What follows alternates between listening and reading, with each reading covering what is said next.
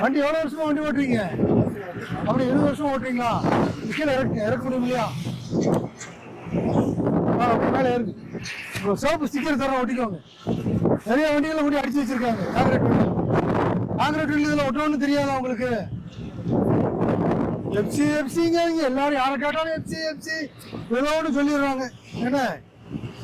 என்ன தம்பி, எதை கேட்டாலும் யாரை கேட்டாலும் எஃப்சின்றாங்க தம்பி.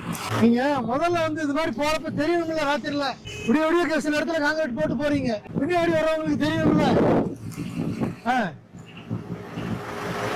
இந்த மஞ்சள் இங்கே ஒட்டுக்கு அப்படியா தள்ளி ஒட்ட முடியுமான்னு பாருங்க. அப்படித்தான்.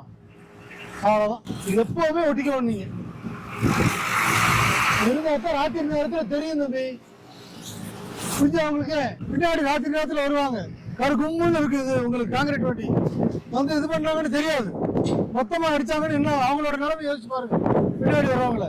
அதனால இந்த மாதிரி எத்தனை வண்டி இருக்கோ எல்லா வண்டியிலும் இருக்கான்னு பாத்துக்கோங்க. இந்த மாதிரி காங்கிரீட் வண்டி அது மாதிரி. அப்புறம் முக்கியமான விஷயம், அங்கங்க இந்த மாதிரி சாலை ஓரத்தில் போட்டப்ப நிறைய கொட்டிட்டு போயிடுறாங்க.